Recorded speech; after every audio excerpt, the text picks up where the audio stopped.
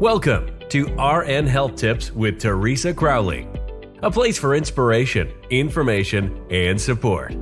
Teresa has been an RN for 25 years and is sharing her experiences and techniques for building a healthy life. Now, here's Teresa. Hello and welcome.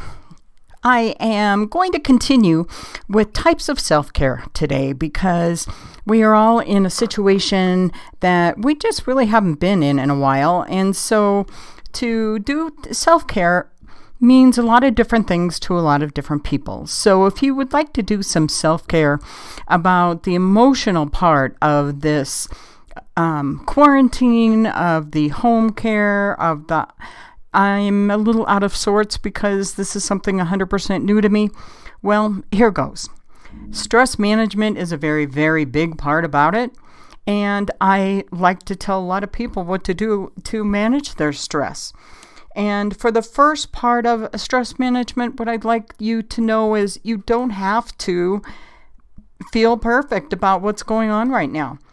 A lot of these things are different, and a lot of these things are worth exploring. You may even find a hidden strength amongst it all. But to manage your stress is to take care of yourself a bit, take deep breath, and know that this too will pass. This stressful period will pass. It just takes some time. A lot of people don't have the emotional maturity around you to understand that this won't end and this is horrible, and it might just be a child around you that just is out of sorts. Well, it's our inner child also knowing that it is out of sorts, and what we need to do is just kind of take some deep breaths and carry on, and just know that you don't have to have all of the answers right now. And it's okay to admit that you don't have all of the answers right now. Sometimes also in this emotional self-care, we have to have forgiveness. Forgiveness for ourselves if we are, short with other people, if we are being really hard on ourselves, saying, I should, maybe not right now. Maybe sometimes the outlook is not crystal clear. Sometimes it's a little fuzzy, and we feel that we didn't do our all.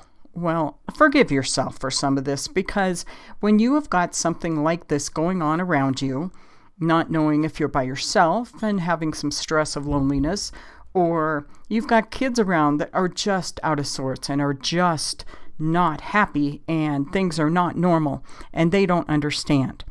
Well, a little bit of forgiveness for yourself, a little bit of kindness and compassion for yourself and the people that are around you, even if they're not children, but maybe they're acting like children because their type of self-care is lacking and their type of understanding may also be lacking. When you're thinking about the space in your own self-care, think about safety.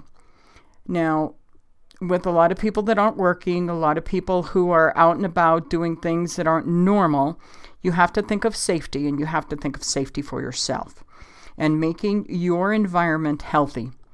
Now, in our state, our governor's asking us to wear masks at all times when you're outside of your home. Are you wearing a mask when you're walking your dog? Are you wearing a mask when you are grocery shopping? I hope so. Are you wearing a mask just when you're outside? I hope so. And I think that's just part of your healthy living environment. And washing your hands and washing your hands. Do we forget to do that? It takes about 20 seconds to wash your hands, but who's counting? Let's just wash your hands thoroughly. And if you want, maybe you can partake with your children to watch a hand washing demonstration online so that they would understand. But most of all, along this space self-care, you need to supply some security and stability. If not for you, but for the people around you, your family.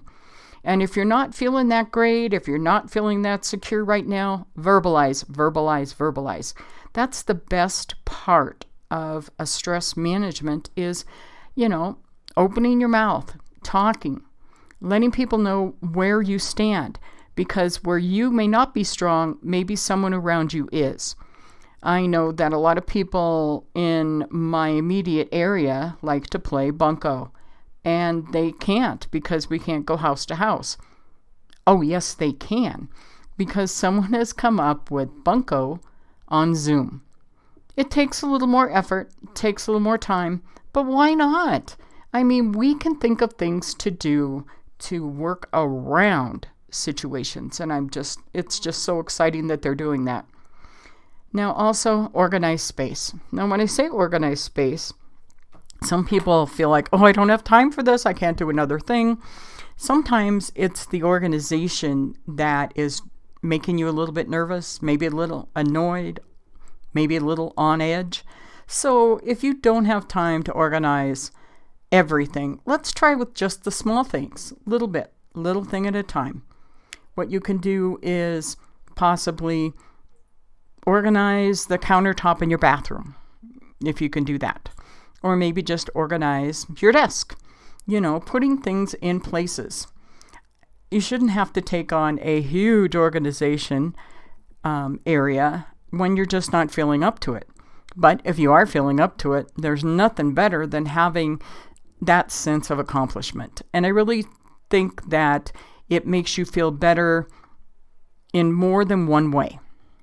It reduces some stress and some annoyance because you have, kind of organized what's around you. And it also is great because maybe you can find things that you haven't seen for quite a while. So what I would hope that you could do is think about the emotional areas of your self-care and think about the space, the specificity of where you are.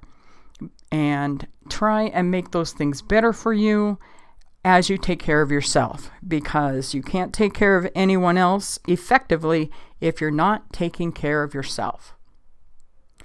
Thank you so much for joining me, and come on back soon for another episode of RN Health Tips.